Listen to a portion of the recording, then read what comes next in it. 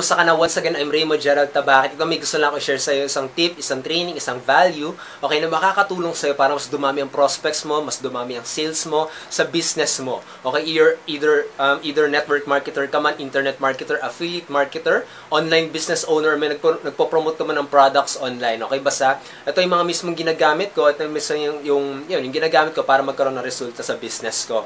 Okay, so ito na naman, yung gusto ko sa i-share is kung paano ba mapapalaki. Okay, yung sabihin natin yung closing skill mo. Okay, yung para mas mapadali mong mapa-convert. Okay, yung mga prospects mo into sales or into downlines, kung ano man ang pinopromote mo. Okay, mapabilis sila sa kung ano man ang ino-offer mo. Okay, so to, isa kasi dito kung bakit nahihirapan ang maraming tao sa pagbebenta or sa pagre-refer. Okay, yung mga ganung mga bagay is because meron silang misconception about selling. Okay, so yun na nga, kasi para sa kanila, okay, siguro may mali silang experience about sa selling at yun yung dinadala nila ngayon nagbebenta na sila. Okay, kaya ang nangyayari dito, okay, sobrang hate nila ang selling. Nangyayari dito sa ibang paraan sila nagfo-focus. Okay, katulad paggagawa ng vlog, okay, katulad ng paggagawa ng mga yung kinaganda ng vlog, paggagawa ng mga ano pa ba mga pwedeng gawin. Sabihin natin gumagawa ng mga banner, okay, mga ganung mga bagay, pero hindi sila nagfo-focus sa isang task, okay? Sa isang task na talaga makakapagbigay sa kanila ng resulta, which is selling. Okay? Nung umpisa din kasi, ganun din talaga ako. Okay, talagang, ako kasi ayoko rin kasi maging salesman. Okay, hindi ko na ipipicture yung sarili ko na parang, alam mo yung namimilit ng tao, yung mga ganun mga bagay. Okay, pero yun na nga, kaya nangyari sa akin dati na ayaw ko mag-sell, magbenta. Kaya gumagawa ako ng vlog, gumagawa ako ng banner, nag-uubos ako ng oras. Okay, kaya talagang sobrang frustrated ako kasi wala talagang nangyayari sa business ko. Okay, pero yun na nga masaklap eh. Okay, nandito tayo, okay, as a business owners, okay, nandito tayo para mag-sell. Pero ito yung masaklap. Okay, hindi tayo nagsisell. Okay, kasi nga, yun na nga na medyo may misconception tayo or parang, alam mo yun, parang hate natin ng selling. Okay, so yun lang nga, para ikaw, magkaroon ng mas maraming sales. Okay, ito rin natutunan ko, nung natutunan ko to, doon lang din ako nagkaroon ng resulta, is minahal ko ang selling.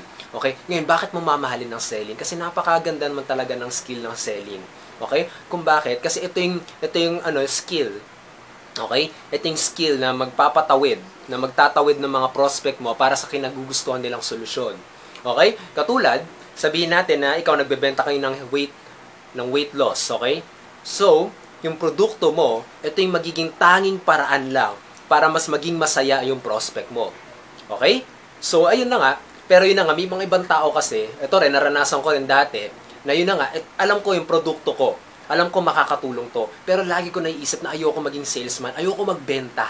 Okay? So, nangyayari, hindi ko kinakausap yung prospect ko. Okay? Hindi ko kino-close yung sale. Okay? Hindi ko sinasagot yung mga objections niya.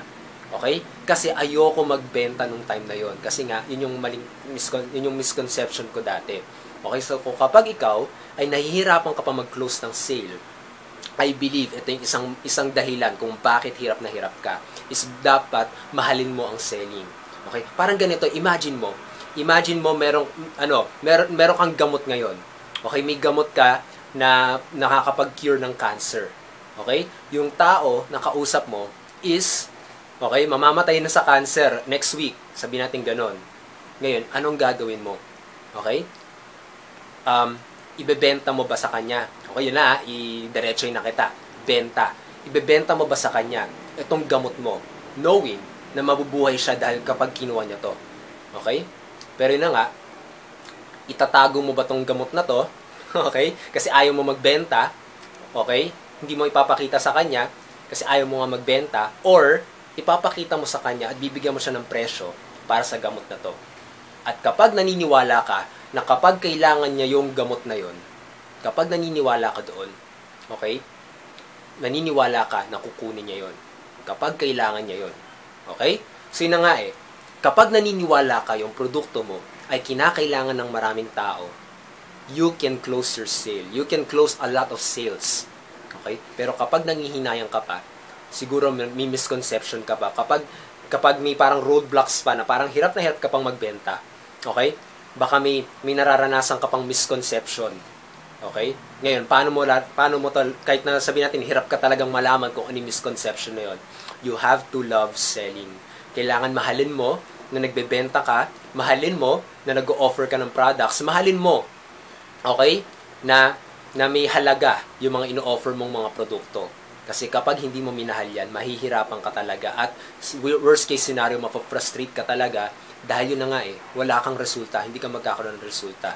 So in order for you, okay, tumaas ang closing skill mo, tumaas ang closing percentage mo, ma-convert mo yung prospects mo into downlines, you have to love selling. Kasi ito yung tanging paraan para mapasaya mo yung prospect mo. Ito yung tanging paraan ng pag-asa ng prospect mo.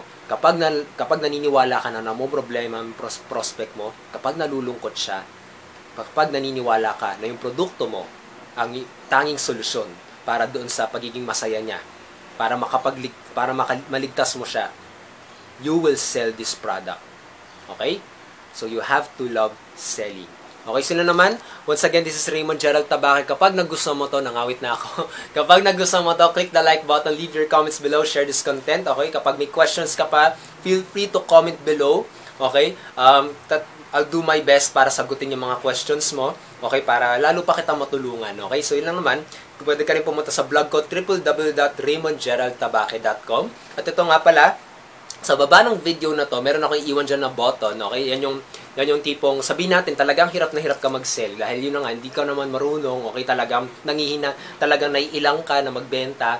Okay, meron akong pwede ipakita sa'yo dyan sa button na to. I-click mo yan. Ito yung isang paraan kung paano ka makakapagbenta na hindi mo na tipong hindi ikaw mismo yung nagbebenta. Okay, parang automated system siya. Okay, na pwede mong gamitin sa internet. Kapag ikaw ay mahiyain, kapag talagang hirap ka magbenta, I suggest you check that out. Okay? So yun na naman, baka I believe makakatulong yun sa'yo. Okay? Kapag talagang hirap na hirap ka magbenta, pero it's up to you. Okay, yun lang naman. So, yun lang naman. Okay, so sa next video ulit, this is once again Raymond Gerald Tabaque. Hope to see you on the next video. Have a great day. Have an awesome day. Stay awesome and bye.